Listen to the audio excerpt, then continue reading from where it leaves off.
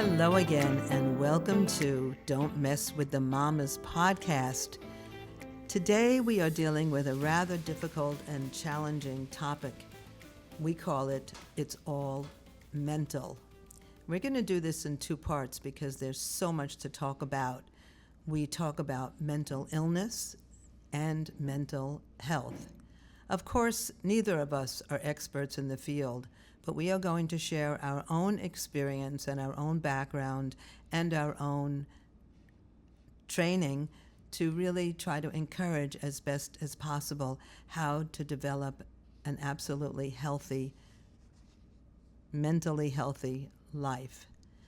But first, before we continue, I think Johnnie is going to explain why it's such a confusing or difficult topic to define. Johnnie, to you. Thank you, Arlaana. I'd like to start by just saying I think we have taken on quite a challenge to talk about mental health. At first, the idea of how do we present this and how do we talk about it, when we talked about physical health, it's rather easy to go to a doctor and they do blood tests and it comes back and it tells you the condition of everything. And now we have all these other things. People have it on their watches that can tell them exactly the status of their physical condition. However, when we talk about mental health, how is that measured? And how do you know if you are well or not well, or maybe mentally ill to a larger extent?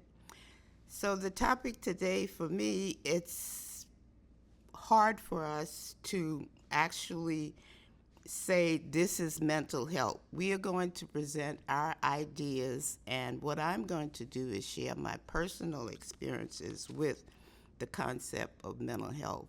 And then in the next episode, we plan to go into more theories of mental health and hopefully giving coping mechanisms that we will all be able to use. That sounds great. Thank you so much, Johnnie. I remember when I taught psychology, we spent a whole hour and a half on talking about what is normal. And it's pretty impossible to define. But I think that my own experience has been when my mother had so many nervous breakdowns and I was told I needed to see a psychologist, which is perfectly fine. There's so much value in having therapy, even though many people are against it, and that's understandable as well. Maybe they feel like they don't want to reveal too much outside of the family. But there was a point when I realized, even though therapy was helpful, it was up to me to change my suffering. I had to take full responsibility for my life. And there are many, many ways to really take responsibility. And I know there's an expression, suffer what there is to suffer and enjoy what there is to enjoy. And it's such a simple phrase. And it comes from one of our Buddhist writings.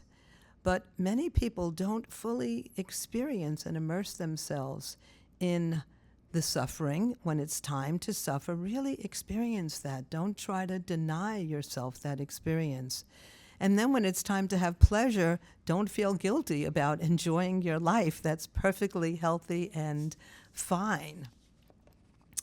There's many people who have conquered so much difficulty in their lives, especially when it comes to mental stress.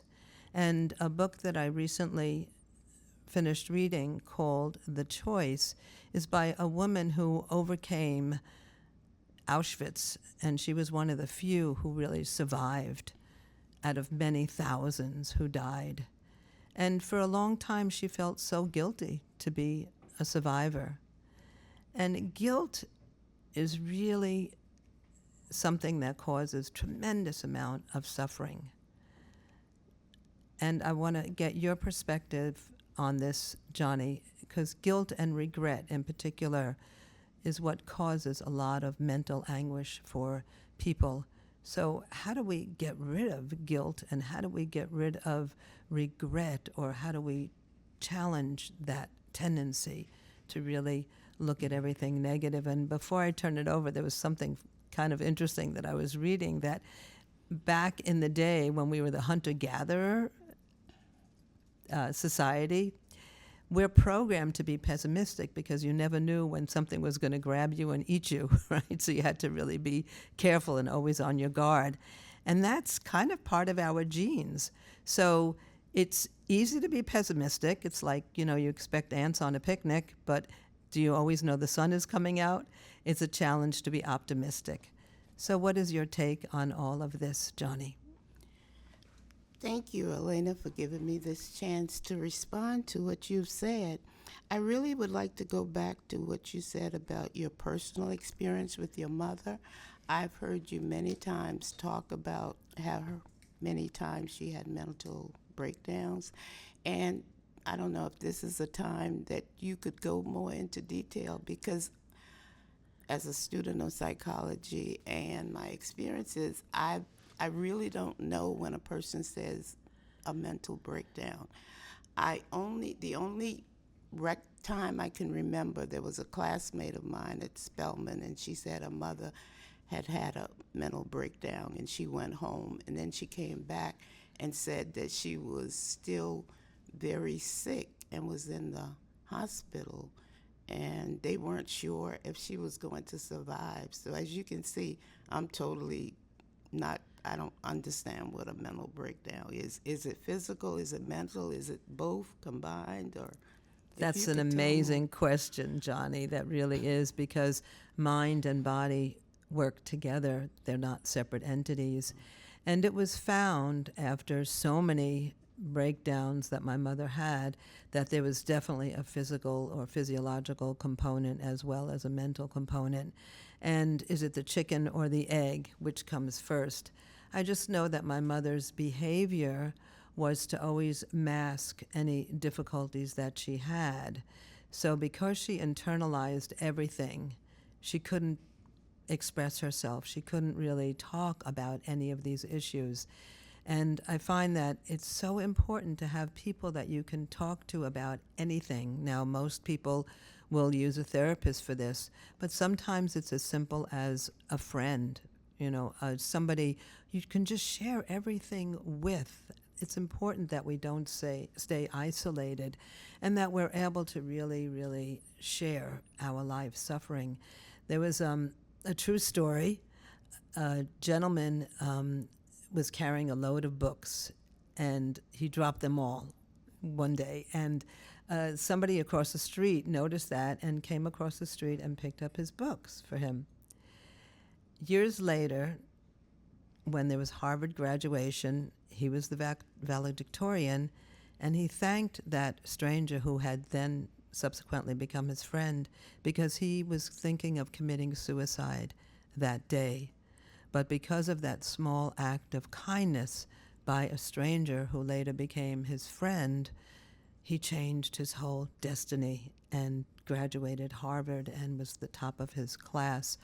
So we never know a person's suffering. That's why it's important to always encourage people's lives, even with the simplest word. So do I understand the physiological component of my mother's suffering? Not at all, but I just know that she always wanted to appear happy and wonderful for her children, even though inside she was really going through so much turmoil, and how important it is for people not to keep everything inside. Thank you. One other question related to that. So how did she reach a point where she would know, or the family would know, that she needed to be hospitalized? So it's painful, of course, because when I was little, one time in particular, I was 8 years old, and I was sick with a fever. And my mother came into my room and started making these strange faces at me. And I knew that something was really off. Another time, she was in a manic state and she just ran around the house, just saying gibberish, really. And it took 3 men to finally catch her, to pin her down. So it manifests in very, very different ways. But I guess it's a break with the reality. You don't want to deal with whatever reality you're dealing with. And that's something that everybody struggles with. That's what we have in common, how best to deal with your reality and how to also treasure your life. So few people know how to really treasure their lives and how to really appreciate their lives, no matter what they're going through. It's so easy to compare yourself to others and, just all this nonsense of really not respecting your own life. And if that's your starting point, really learning how to really care for yourself and respect yourself, whether you're tall or short, purple or pink, rich or poor, whatever it is, but to just treasure your life. And what I want to ask you now, Johnnie, is if you wanted to share anything about if you've had any experience like this, or just to really focus on why regret and guilt are such destroyers of life. Well, you've thrown me, I'm taking it as 3 questions. Yes. One is from what you've said about your experience with your mother. I see mental health and mental illness as being on a continuum. And we'll get into that in more detail in the next episode about the different theories about what's happening and how that happens. But it seems like, let's say a person starts as being mentally healthy from childhood. Yes. But then along experiencing the different things that you've mentioned, like guilt and regret and trauma, a lot of people feel that some people are going through generational trauma that they don't even know they have. Sure. So that puts them further along on the continuum toward mental illness. And then we know that at some point there's neuroses that I accept that we all have. I believe, that's my belief. Sure. And then it goes to that break. And I think the break is when it goes over the line and becomes psychosis. But we'll get into all of that later. How I have related mental health as we were preparing for this is I'd like to share my personal experiences Sure. with mental health and mental illness. When I went to Spelman, it was a culture shock for me. It was a total culture shock. There were students there who were talking about trigonometry and math courses that I had never even heard of. And so when we were tested for remedial classes, reading and math, I subconsciously heard my name after we took a pre-test. Wow. And I went up to the instructor and asked, where do I go for my remedial classes? And they looked for my name, and there was no Patterson there. So that was a relief, but I was now still going to go to classes with students who had attended the best high schools in the country. So even though I had all of the basic, I still didn't know what trigonometry or calculus was. I didn't know if that was curse word or what those were. So I experienced, I guess, a lot of anxiety. Of course, I went to the clinic, and then they realized that I needed medication for anxiety, and I was given Librium. Wow. And I was on it for probably my freshman year, maybe. And then I didn't need it anymore. I found myself, and I knew exactly, how to study and try to get along and all kinds of things. But then later in life, as an adult, a parent, a wife, I experienced depression. Mm-hmm. And for me, I realized that mental health is just as important as physical health. So I immediately sought help, and I was put on Prozac for depression. And I stayed on it for as long as I needed it. Now, looking back on my childhood, I think in the introduction, I might have said that I felt the stalk had Yes. dropped me off in the wrong Yes. place. Yes. And so to cope with that, I slept through all of my years until I got to college. And so today I probably would have had so many labels. I don't know what I would have been labeled: autistic, maybe put in a hospital or something for depression or whatever. But anyway. Thank So, you for sharing and being so honest about your past. I think that will encourage so many of our listeners. Thank you. well, thank you for us having this opportunity, because I think hopefully parents are listening, and guardians, or anybody who has young people, that it's so important to keep up with their dental appointments and their physical appointments, but to also check into their mental situation, because this world that we in now, we don't know what they're facing online, Absolutely. and to check to see. And now back to your question about guilt and remorse. I have not had a problem with that at all, because, and my children remind me that I taught them, what has happened in the past, there's nothing we can do about it. That's It was correct. wonderful, it wasn't wonderful. It's only about the present and going forward. So those people who are dealing with that, I think you've given them some good suggestions. And I know, because we practice a certain type of Buddhism, I think we go to that. But there are a lot of people who don't have our practice, that they may want to turn into their faith, whatever their faith might be, Yes. to deal with guilt and Yes. remorse. Yes. But on a practical level, we know there's nothing we can do about it. It's about dealing with it now, and how can we make it better. I think that's so wonderful and so wise, and you are indeed a very wise woman.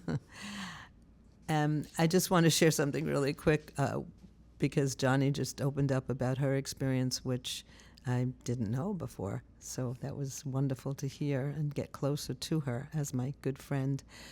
When I was little, I used to have severe headaches because I had a lot of food allergies that nobody knew about, and I would get sick for 2 weeks at a time and just be in bed with some undiagnosed virus. So it was very hard for me to read. So to me, people who read were really amazing.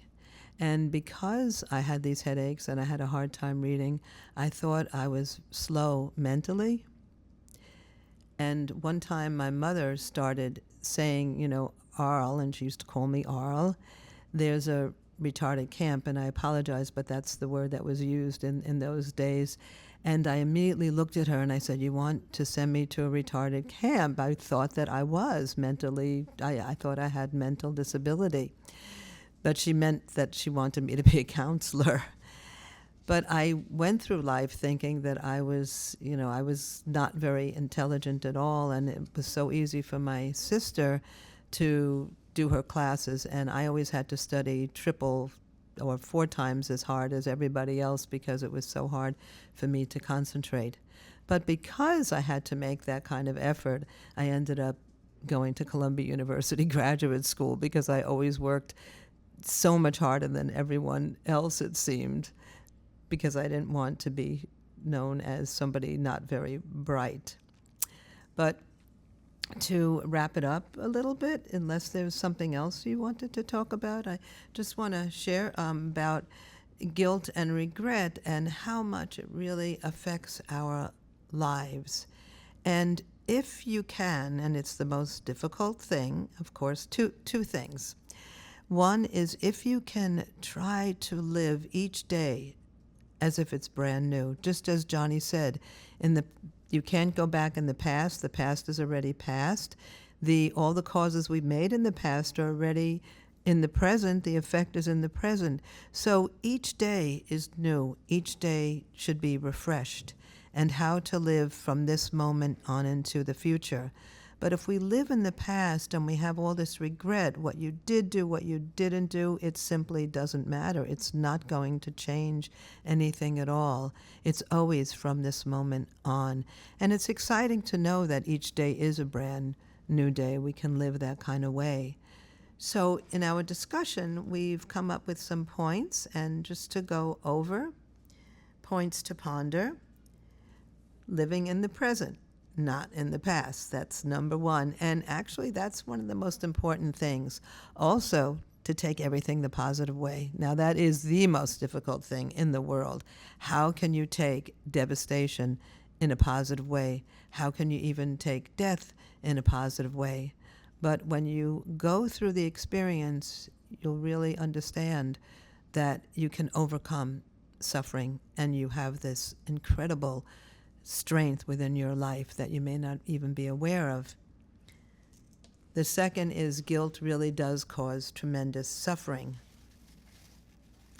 Also, don't put yourself down. It's so easy to do. It's actually arrogant when you put yourself down, because you're slandering your life and you don't realize the treasure of your life. And therefore, if you don't treasure your life, you can't treasure anybody else's life. So don't put yourself down, even though it's so easy to do, and we all do it. It's almost like a comfort food you get so used to doing if you do it long enough. So try your best not to put yourself down. And finally, your past does not define who you are now and into the future. And Johnnie's experience just really explained that very clearly.